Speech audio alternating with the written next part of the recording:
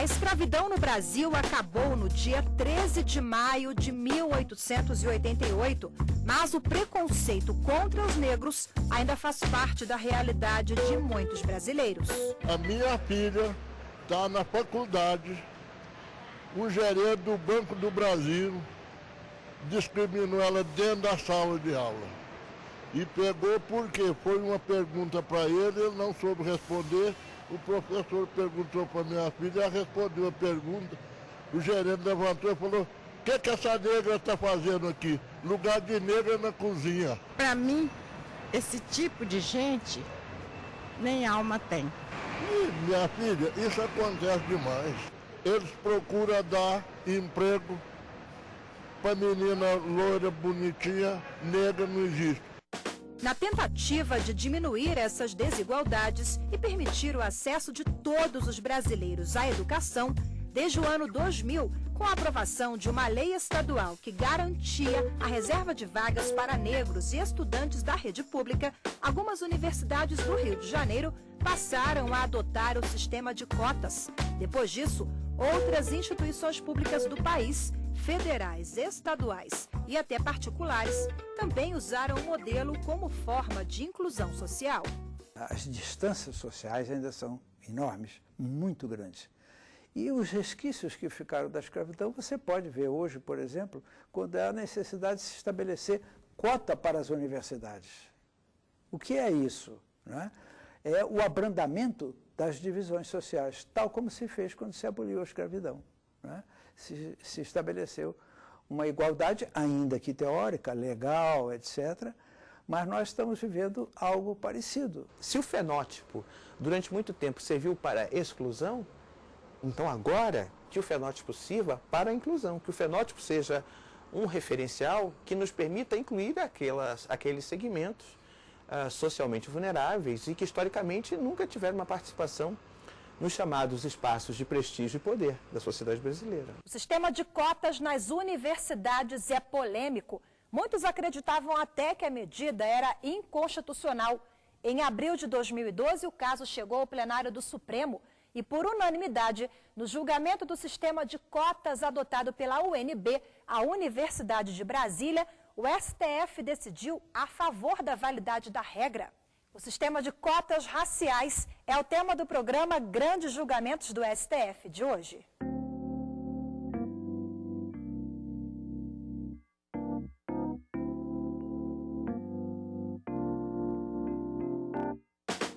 As cotas raciais são a reserva de vagas em instituições públicas ou privadas para grupos específicos classificados por etnia, na maioria das vezes, negros e indígenas. Elas são consideradas uma forma de ação afirmativa, algo para reverter o racismo histórico contra determinadas classes.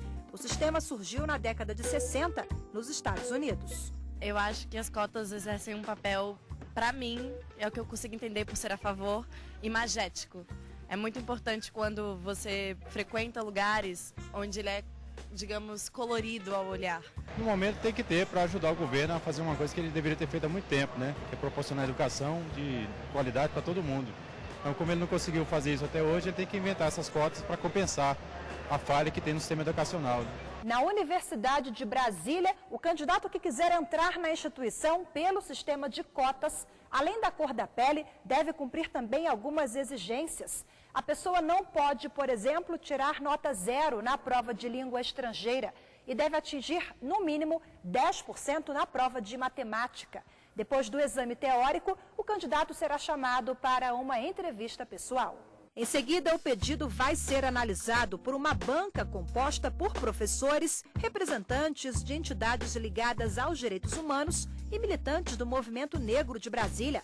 A ação afirmativa faz parte do Plano de Metas para a Integração Social, Étnica e Racial da UNB, do primeiro vestibular em que o sistema foi instituído em 2004. As cotas da UNB foram responsáveis por 18,6% dos candidatos. A eles foram destinados 90% do total de vagas de cada curso oferecido. Eu entrei por cotas até mesmo para participar, para entrar na estatística, porque eu fiz cursinho muito tempo para entrar no UNB e percebia que dentro dos cursinhos não existia pessoas negras. Era 95% mesmo, até mais, de pessoas brancas. Eu acho que é uma chance, é uma oportunidade. Não vai resolver todos os problemas, mas é uma chance de acesso.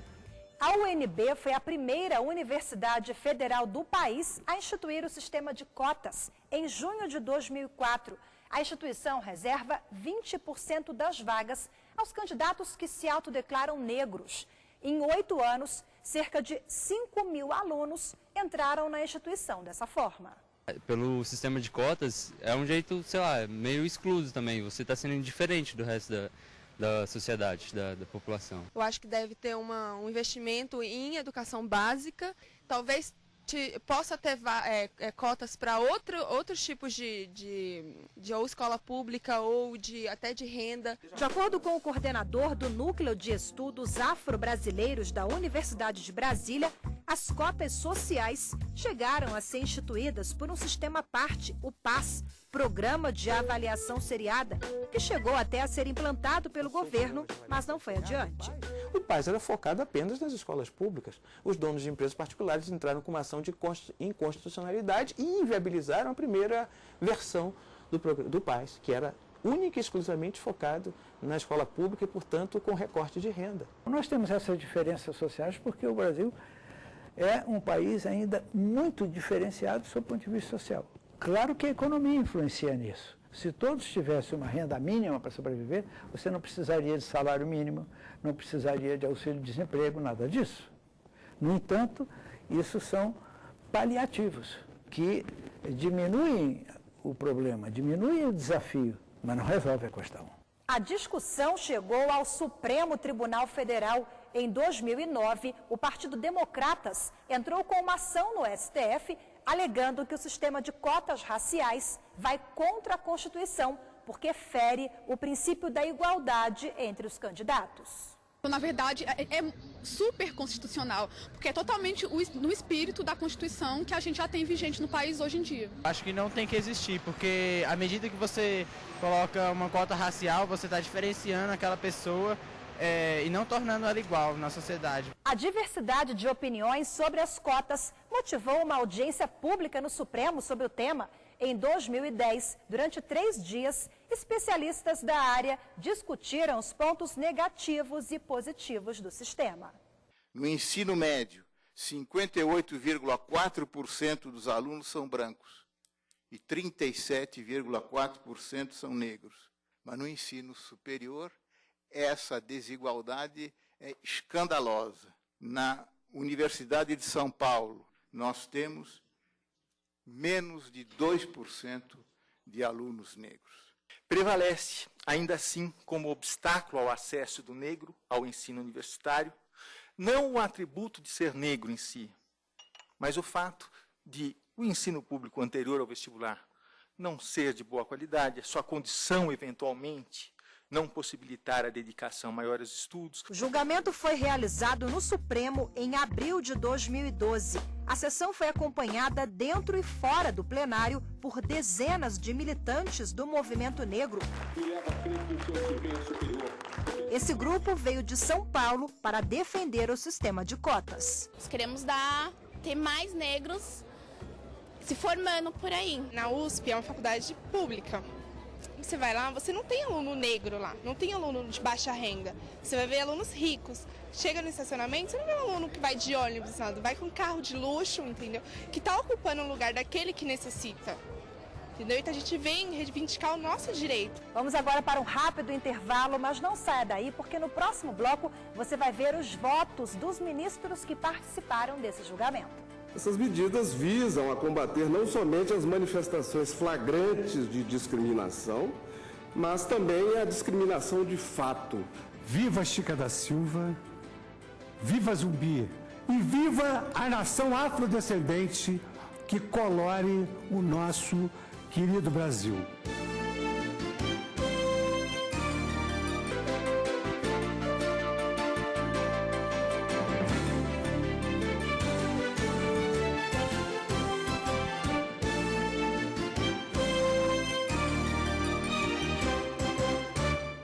O programa de hoje é sobre a decisão do Supremo que confirmou a validade das cotas adotadas pela UNB, a Universidade de Brasília. A decisão a favor da reserva de vagas foi por unanimidade. A ação foi movida pelo Partido Democratas contra o sistema adotado pela Universidade de Brasília. Na primeira parte do julgamento, os ministros do Supremo ouviram os argumentos a favor e contra a manutenção do sistema de cotas. A imposição de um modelo de Estado racializado, por óbvio, traz consequências perversas para a formação da identidade de uma nação. Você cria, então, identidades paralelas, identidades bipolares. Você não cria um sentimento de cultura nacional. Você cria um sentimento de culturas segregadas.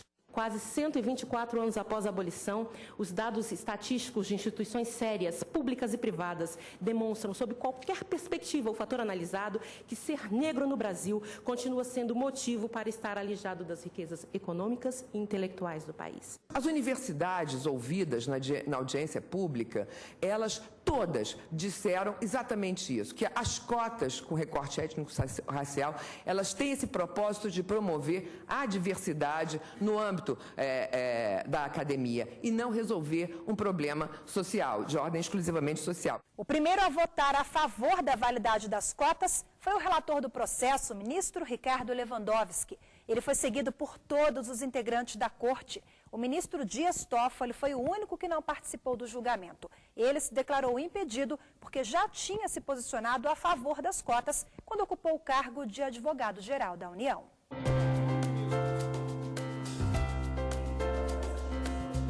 A histórica discriminação de negros e pardos, em contrapartida, revela igualmente um componente multiplicador, mas às avessas, pois a sua convivência multissecular com a exclusão social gera a perpetuação de uma consciência de inferioridade e de conformidade com a falta de perspectiva, lançando milhares deles, sobretudo as gerações mais jovens, no trajeto de sem volta da marginalidade social. Na categoria de empregadores estão 6,1% dos brancos, 1,7% dos pretos, 2,8% dos pardos em 2009. Ao mesmo tempo, pretos, pardos, são, em maior proporção, empregados sem carteira e representam a maioria dos empregados domésticos. O Supremo Tribunal Federal pode ser denominado o Tribunal de Defesa dos Direitos Fundamentais. Tão intensa tem sido a sua tarefa na defesa das questões que afetam tanto a vida da sociedade, tanto a vida social e tanto a vida política. Durante o voto do ministro Luiz Fux, 2 índios que atrapalhavam a sessão e a leitura do voto dele tiveram que ser retirados à força do plenário por seguranças do Supremo. Antes disso, eles chegaram a ser advertidos 3 vezes pelo presidente da corte. Olha, não pode haver manifestação durante o julgamento. Por favor, viu? Um momento, viu? Olha, calma, calma. Vamos continuar com o julgamento, viu? De sorte que... Está suspensa a sessão até que se dê a retirada das pessoas que estão perturbando o julgamento. De acordo com o regimento interno do Supremo, é proibida qualquer manifestação durante o julgamento. A sessão foi retomada 5 minutos depois.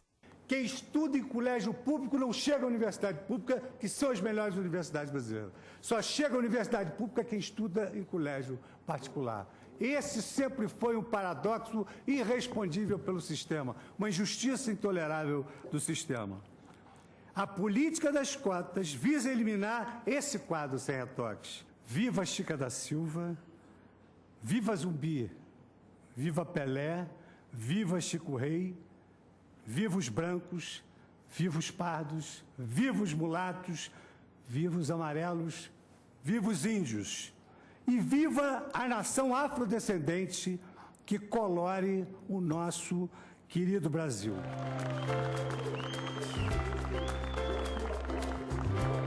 Impressiona, senhor presidente, o dado de que dentre os 10% da população mais pobre do Brasil, 75% é composta de pretos e pardos.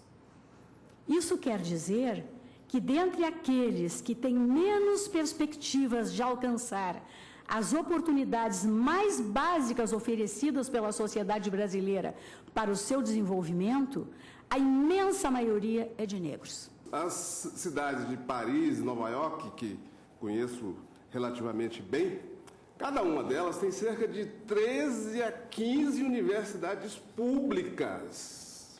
Brasília continua com a sua única universidade, que parece ser um santuário, não é? De uma pequena, de uma minúscula elite. Nada muda. Quando há a mínima tentativa de mudar qualquer coisa, é um Deus nos acuda. Que nós tenhamos políticas que cumpram o objetivo do Brasil, de fazer com que o Brasil seja uma sociedade livre, justa, solidária, com a igualdade como seu valor fundamental, já inscrito como valor mesmo desde o preâmbulo. Durante o voto, a ministra contou histórias pessoais que refletem a origem do preconceito e os estragos que ele pode causar. No início da década de 90, eu dei de presente a uma das minhas sobrinhas, que tem exatamente a pele negra, uma boneca, e para as duas igualmente, né? Um achou uma gracinha, a boneca que eu tinha comprado de artesanato no norte de Minas, as duas bonequinhas negras. A minha sobrinha, que é negra, rejeitou e não aceitou a boneca. Eu disse, como não? Esta boneca é linda. Ela disse, não, é feia, parece comigo. A marca de uma pessoa que tem um espelho que é o outro, tão diferente, é uma marca que assinala uma fragilidade humana difícil de se recompor.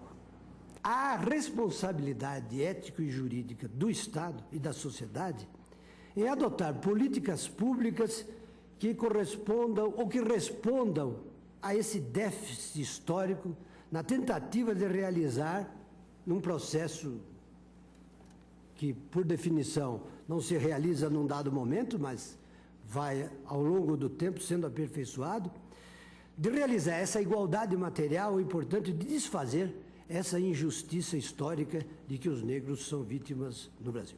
Essas medidas visam a combater não somente as manifestações flagrantes de discriminação, mas também a discriminação de fato. O que é discriminação de fato? Aquela discriminação de fundo cultural, como é a brasileira, arraigada, não é?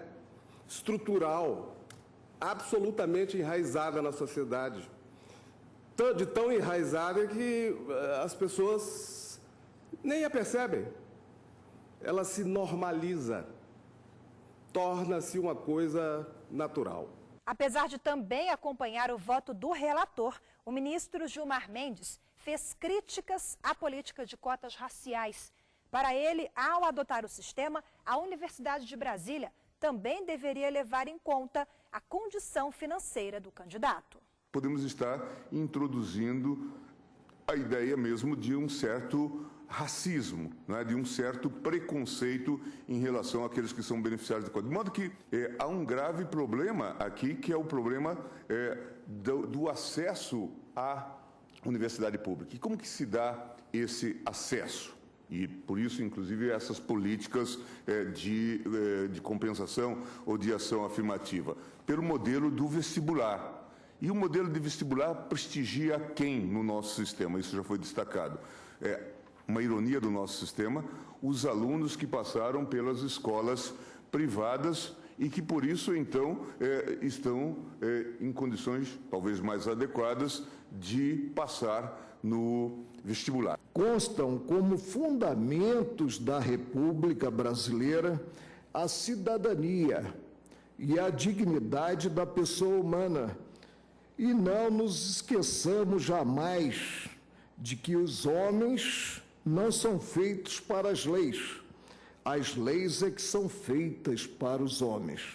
E a única maneira de corrigir desigualdades é colocar de início o peso da lei com a imperatividade que ela deve ter em um mercado desequilibrado a favor daquele que é discriminado, tratado de modo desigual. Ao frustrar e aniquilar a condição de cidadania da pessoa que sofre a exclusão estigmatizante propiciada pela discriminação e ao ofender os valores essenciais da dignidade da pessoa humana e da igualdade, representa a própria antítese dos objetivos fundamentais da República, dentre os quais figuram aqueles que visam a construção de uma sociedade livre, de uma sociedade justa, de uma sociedade solidária,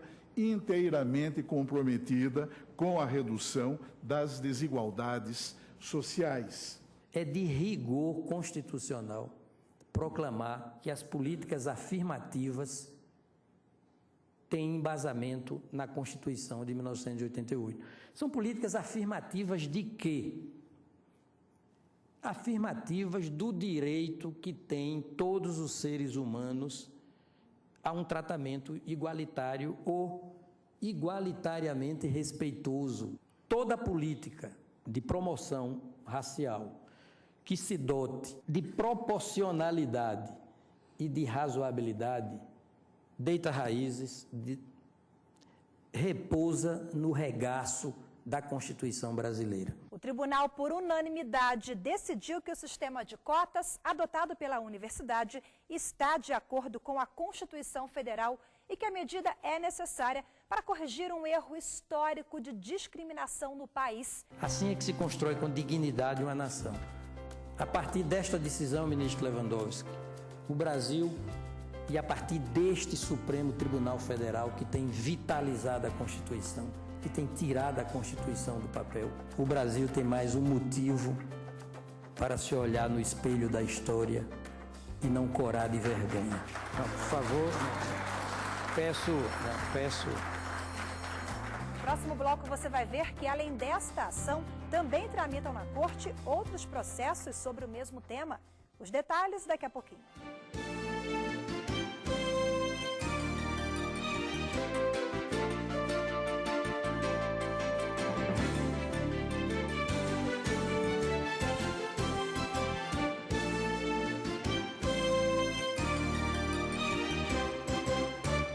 O programa Grandes Julgamentos do STF de hoje é sobre a ADPF 186, ação apresentada pelo Partido Democratas contra a política de cotas raciais adotada pela Universidade de Brasília.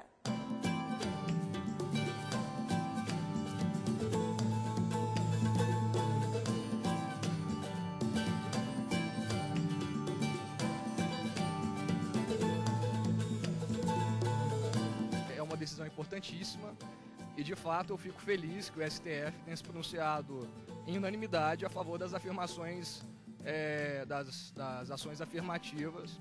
Eu acho que a UNB cumpre um papel primordial, sendo ponta de lança dessa reivindicação histórica dos setores afrodescendentes do nosso país. Haja vista que a Constituição de 1988 foi uma Constituição que deixou muito livre a possibilidade da sociedade inovar na criação de mecanismos para promover a igualdade. Eu acho que a decisão do STF é muito boa em manter, porque é um meio de ingresso de algumas pessoas possivelmente prejudicadas pelo nosso sistema de educação, que é bastante desigual, e o acesso à universidade, que é bastante desigual.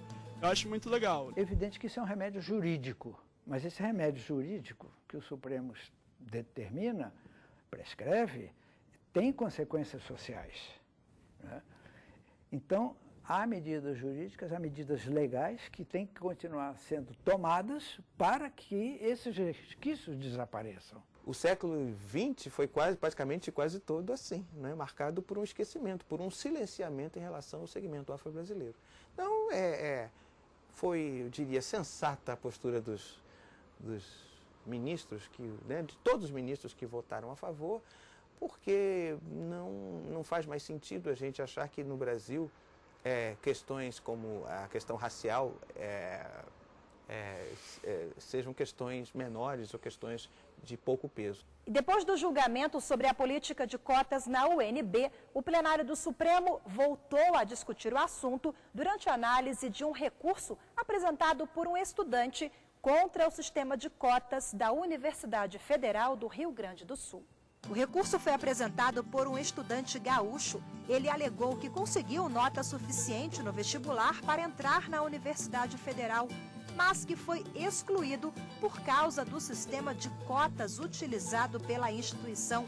O tribunal repetiu a posição favorável às cotas.